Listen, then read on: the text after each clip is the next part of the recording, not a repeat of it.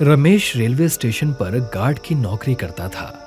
उसकी शिफ्ट हाल ही में रात की हो गई थी और उसका ट्रांसफर एक ऐसे रेलवे स्टेशन पर कर दिया गया था जो काफी सुनसान और वीरान था।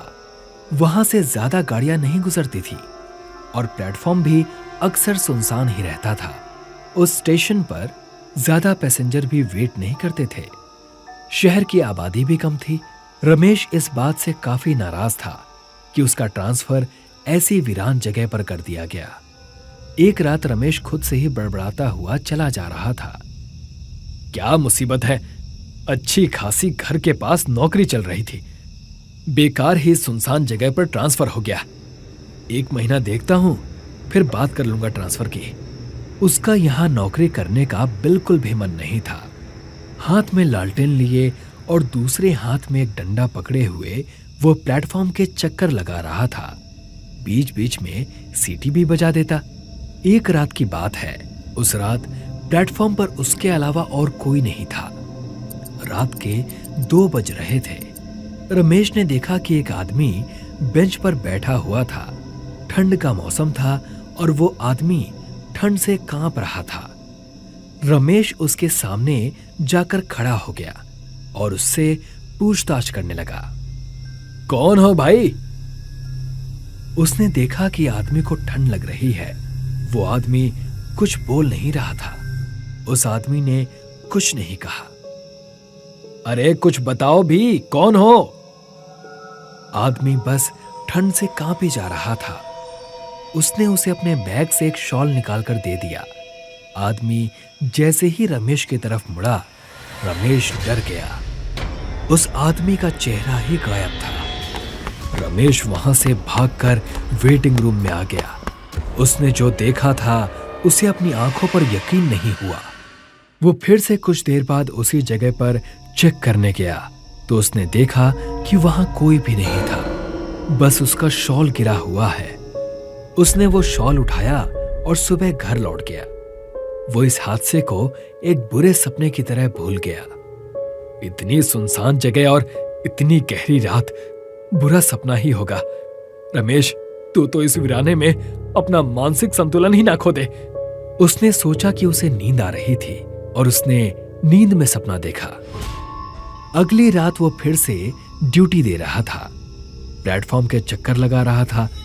रमेश टहलता हुआ थक गया तो एक बेंच पर बैठ गया। उसने घड़ी देखी तो 2 बज रहे थे। कुछ ही देर बाद उसके पीछे से किसी के चलने की आवाज आई। उसने लालटेन से पीछे मुड़कर देखा तो वहां कोई भी नहीं था। रमेश को लगा कि उसे नींद आ रही है।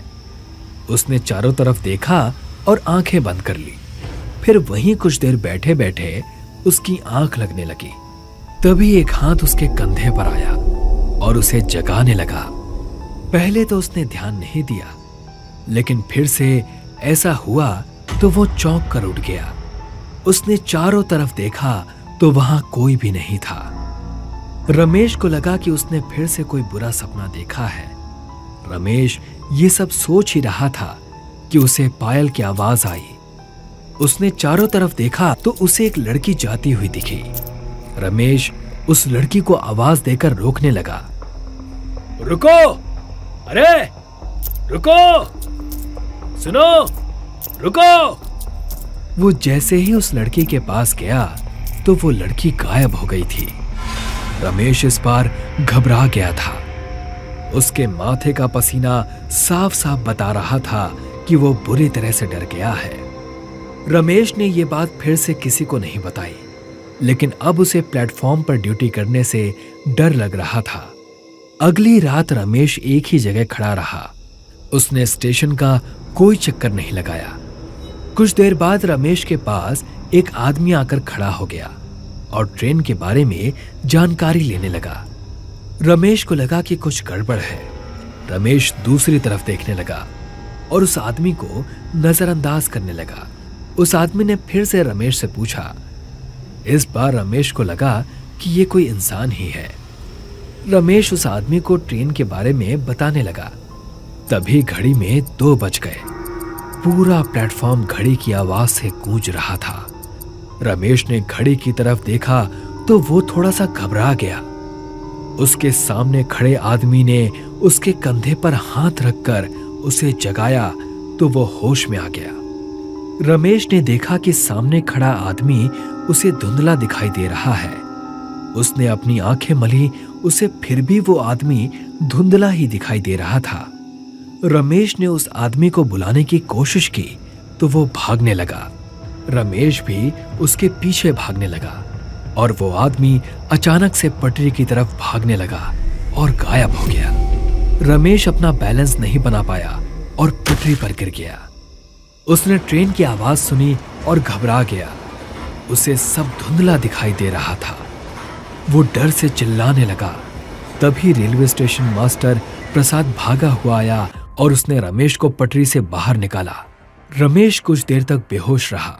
रेलवे मास्टर प्रसाद ने रमेश के ऊपर पानी छिड़का तो वो उठकर चिल्लाने लगा। प्रसाद ने उसे शांत किया और उसे दिलासा दिया कि वो ठीक है। रमेश को कुछ भी समझ नहीं आ रहा था कि उसके साथ ये कैसे हादसे हो रहे हैं। प्रसाद ने पहले तो उसे डांटा कि वो पटरी के इतने पास क्यों गया। रमेश ने प्रसाद को अपने साथ घट रही सारी अजीब घटनाओं के बारे में विस्तार से बताया। प्रसाद तुरंत ही समझ गया। उसने कहा, इस इलाके में कई छलावे रहते हैं। वो सब रूप और शरीर बदल बदल कर आपसे बात करना चाहते हैं। उसके बाद आपको नुकसान पहुंचाने की भी कोशिश करते हैं। रमेश छलावे का नाम सुनकर बुरी तरह से कांप उठा। वो जल्दी से स्टेशन से भागने लगा। प्रसाद ने उसे समझाया कि ऐसे भागने से कोई फायदा नहीं है। बस इन सब का एक ही इलाज है कि जब भी ये तुम्हारा ध्यान अपनी तरफ खींचने की कोशिश करें तो तुम्हें इन पर बिल्कुल भी ध्यान नहीं देना है और छलावे से बातें तो बिल्कुल भी नहीं करनी है। रमेश प्रसाद की बात ध्यान से सुनता रहा। फिर थोड़ी देर बाद उठकर प्लेटफॉर्म पर जाने लगा। उसने देखा कि सामने से एक आदमी आ रहा है।